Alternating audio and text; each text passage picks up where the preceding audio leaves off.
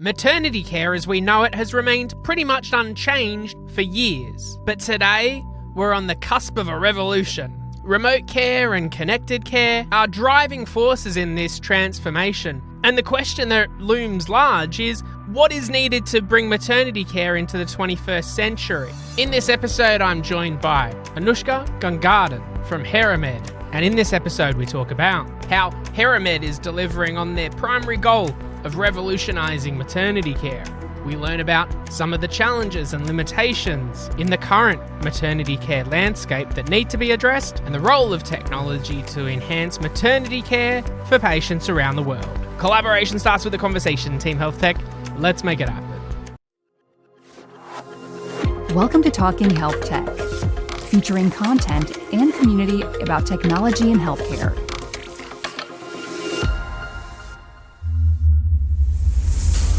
We acknowledge the traditional owners of lands these conversations were recorded and pay respect to elders past and present. G'day, Anoushka. Thanks for joining on the show. Hi, lovely to be here, Pete. Excellent. It's great to be able to chat with you and explore all the stuff that you've been doing with HeraMED and just generally across the ecosystem. But I'll give you the opportunity to introduce yourself firstly. Tell us a little bit more about who you are and what you do. So right now I am the Exec VP for ANZ for HeraMED, and HeraMED is a maternity and pregnancy company. We are digitalising how pregnancy care is experienced and delivered. I am on the council of Deakin University and non-executive director of a couple of other edtech, fintech. I've been in Australia for 10 years, moved here from 11 years being in Beijing, China, originally from Mauritius. So that's a little bit about me. Yeah.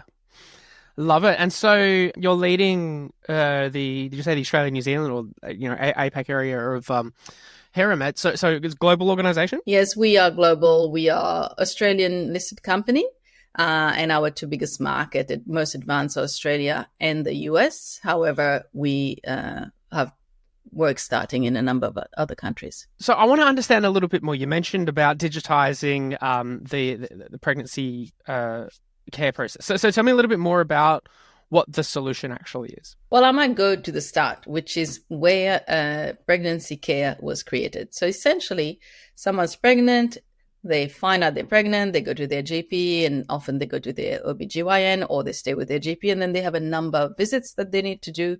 And at each visit, there's different tests that is done. And that's if you're a low-risk pregnancy. Obviously, high-risk pregnancy will go with a different plan.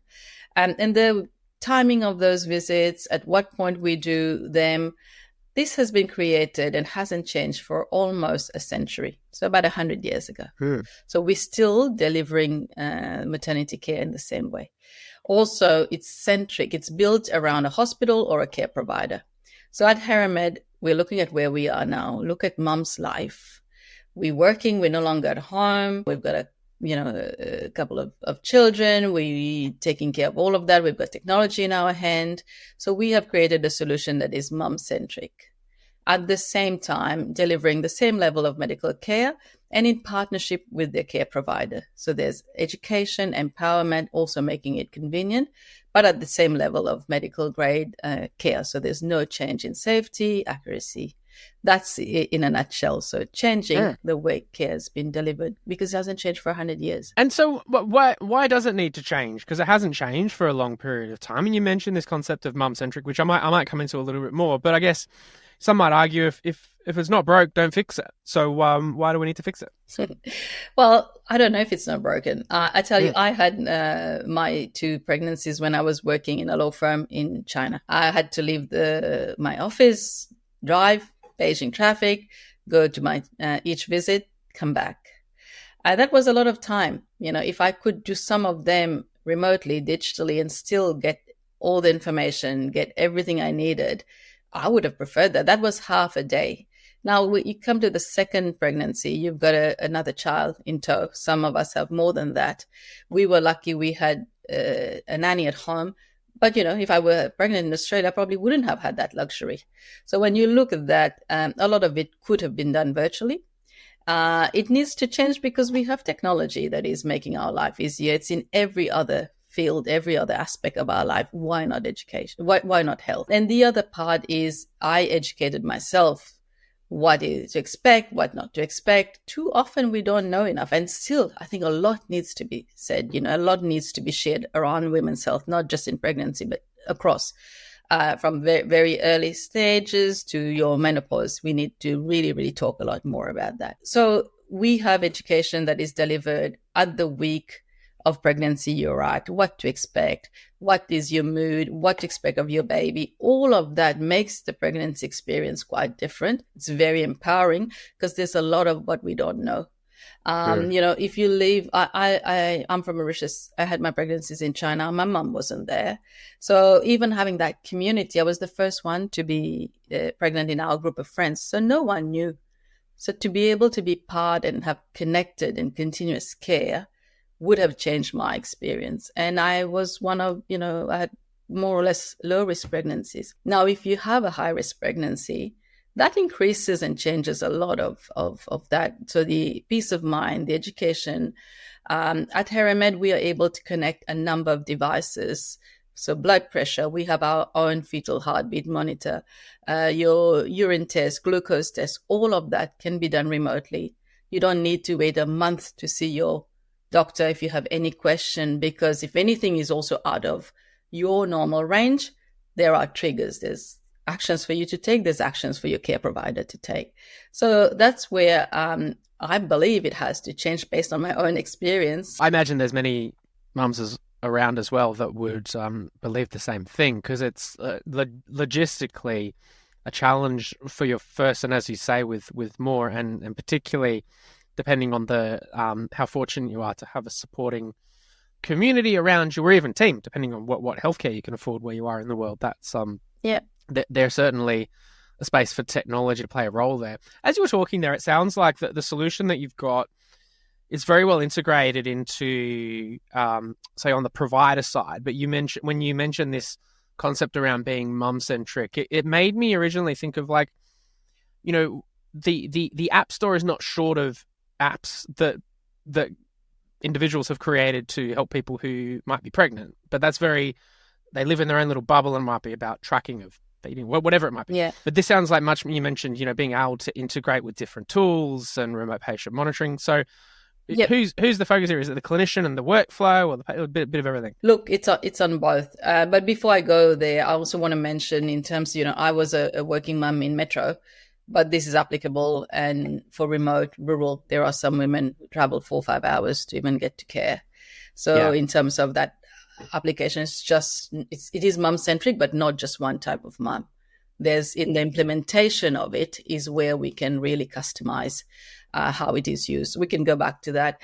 Coming to use, so it has two sides to it. So as a mum, you have an app on the App Store. It's called HeraCare, and in there you download that app, is where you will have your pregnancy care plan. That's where it will live. But that care plan is created by your physician, your GP, your midwife, your OBGYN, and there's real-time feedback. So mom can be sitting at home, it's her visit, or in the office.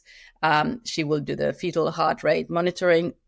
The doctor is able to see that right away. The information that sits and lives there will be different for each mother, will be different for each pregnancy. So it's really customized. Someone who has gestational diabetes will have very different care plan to someone who has a completely low risk pregnancy.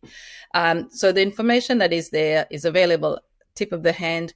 It's also, we check moods, for example. If mom say, I'm not feeling great today, then there are some actions, maybe have a walk. There's some yoga that have been created typically for mom, for our community.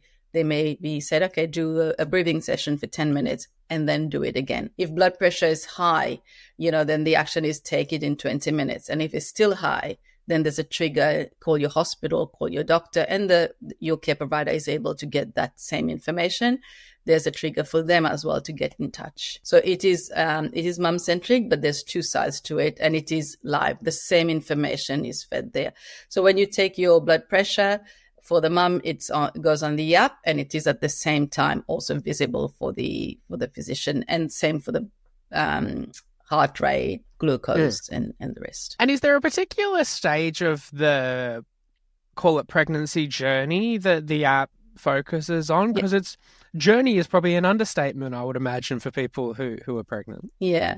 Well, the moment they go to a doctor, and if that doctor is offering or that hospital is offering HeraMED as part of their care plan, standard of care, they will be able to get on the HeraCare app. So for the app, the information, the education component is available there.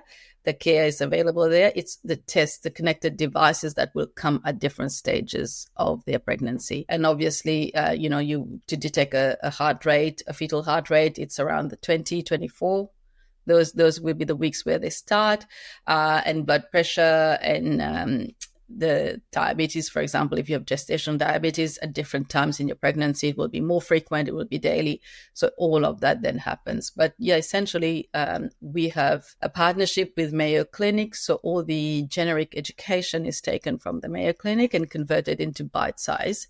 That is then fed through the care plan. If you're week 20, you'll get different information to week 24. For instance, we also customize it and add all the Australian relevant information that any practice needs to have. Also, there's the state level medical guidelines that all go into the app and is then provided to mums. I was thinking about that. There's not even just a local, national requirement that would need to be built in, but also state by state too. So that's good that you're we meet the governance and compliance based on the guidelines, and as well as providers. Some have, for example, through COVID, there were different tests that needed to be done in different states. A private practice will have a different set of information, maybe around that fits their criteria, that maybe a public hospital wouldn't have the same ones, or other, vice versa. Yeah, well, actually, building on this concept around public versus private, or public and private care, and you mentioned, the Mayo Clinic in the US, and how before you were talking about this is an issue that can impact you if you're in a metro area or in a rural and remote space. Yeah, this kind of technology surely has to be a pivotal part, like a crucial part in trying to improve equity of access to these types of care, right? Yeah, 100%. And that's why, we have the technology is there. It's in the implementation that it is different. And that's the lens we take. What works in a public hospital is quite different to what will work in a private setting and for a rural setting. So we work closely with partners, essentially, to have a level of often the trial could be about implementation. We do a part on how it fits into the workflow. How is it adding value to mum? How is it building productivity and saving time and efficiency? So those are all the different deliverables we look for and measure. And Pete, maybe worth mentioning, we have about 3,000 mums and now have gone through the platform. We've got a lot of data points, and obviously a lot of what we measure in pregnancy has never been measured before. And now, we're getting more and more of that continuous care. We've had clinical trials, it's been published, and we are really in this phase of now go to market and implementation. And again, we are not going to, let's say, a remote setting and say, this is how it works in this hospital, that's how you do it. No, the technology is there. The implementation still needs to be fit for purpose. And that's the approach. That's where we are on our journey. No, that's definitely important. I guess any good implementation and execution of technologies requires that buy-in from the different stakeholders, be it the frontline clinicians, but also more broadly the ecosystem too, and whether it be at a government level from a funding side. What kind of work do you think is needed to be done across the different parts of the ecosystem to make these types of technologies more accessible for people who need them? Yeah, I think we need to really take a step back and look at what the future of health is. What is the future of hospital? Really, a lot of it will be at home. And then everyone needs to come together, because what we do very well, but we are only one part in this journey. If we look at the patient, and you think of pregnancy in this case, it's a life event. It's not a disease. It's not an illness. It can have some complication, but a lot of that can also be reduced if we have continuous care. So if you look at any human and our medical need, and we build a system around that, then all the different players should really come together. So we bring something, but we definitely need our partners to be on board. We need the buy-in. We need to look at what the future of health looks like, what it's costing us now, what it could cost us, and where could we save, and then put that bucket of money. The little fixes, I think, will not deliver the lasting results we need. We're living longer. We want to live better and healthier. So for me, government needs to be looking at that. Where are we making the policy changes? It has to be even whole of government, women's health, technology, health, all of them need to work together. And then we need buy-in from decision makers within the institutions, so your hospitals and the medical profession, midwifery, maybe, even going to universities where we're delivering education. So if we think of it and look, this is the roadmap. This is where we are today. This is where we want to be, and then build. But I think collaboration is really, really key. And for me, if there's one thing I had a magic wand to change, would be, let's take a chance. Let's not just look at risk, because we look at risk based on how we have been doing things, not necessarily how some of it will work out, or we think of how it will work out based on the experience we have had. But here we're rethinking it. We're doing it quite differently. So I think if we could change a little bit about in the risk appetite, we'd go a long way. Well, the risk of inaction sometimes is greater, but that can be difficult to quantify. And I think, as you were talking to, there could be health systems or hospital groups or clinics even that go, well, I get it. Like the telehealth will play an important part of pregnancy care, but we have telephones and we have a patient portal to an EMR. But I think you gave some good examples of when you said before that, you do something, you do it really well. I think that the last thing we want to be doing is giving patients a sub level of care or certainty and vagueness, because in the absence of any kind of clarity, people assume the worst, or they jump on Google and they do stuff themselves. So being able to go with a platform that knows that workflow or that process, that patient flow really well. I guess the reason why a lot of hospitals may not incorporate a bespoke solution is that if it operates in its own little silo and doesn't kind of connect nicely with the process, because the last thing that a nurse or a doctor wants to do is log in another system and confuse the patient. So that's something I'm sure that you think about regularly in those discussions. Yeah, we're cognizant of that, because we want to make it better, not harder, and not another place to plug in. Yeah. So we've been built with that mindset of integration, of reducing workflow, of productivity gain.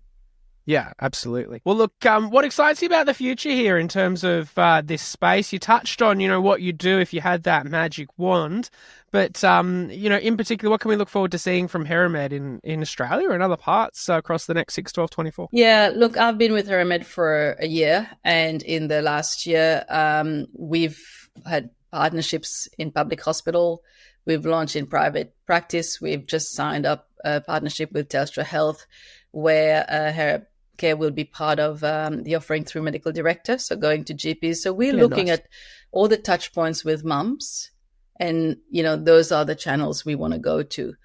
For me, having had a career in corporate, having been and continue to be a big advocate for gender in the workplace, women in leadership, I think employers have a very big role to play. We lose a lot of leaders at the time when they go and have a baby. How can we really make places inclusive and look at the return on such investment? So those are some of the bits, that I'm looking forward to. Certainly, we are doing a fair bit of effort in going into remote rural, because I think that's a place where we really can make a difference. And if you look where I've had 10 years in China, I've had and continue to have experience working in India as well. And being from Mauritius, Africa is a continent. I'm on a fintech. We do some work there. So for me, really, where babies are born is where we need to go. Australia has a growing population, but around us, there's also a lot of growing and young population. So we get it right here, then we can also look ahead of what's around us and be able to bring a solution where there's more access and equity. And really, women's health is what excites me. There's not enough done. There's not enough research, not enough funding. So that's, while maternity is part of that, but women's health is really what excites me. Absolutely. Look, I'm keen to follow with interest both the progress with HeraMED and HeraCare, as well as yourself, Anoushka, as you fly that flag for these important issues. So we'll put the details for everything in the show notes of this episode for people to check out and reach out if they've got any questions or keen to partner. And looking forward to catching up again soon. Thank you so much. Thanks a lot, Pete. Thank you. We hope you enjoyed this episode of Talking Health Tech. Make sure you like and subscribe and share this episode with someone who might find it valuable. For more information and resources about healthcare innovation, visit talkinghealthtech.com.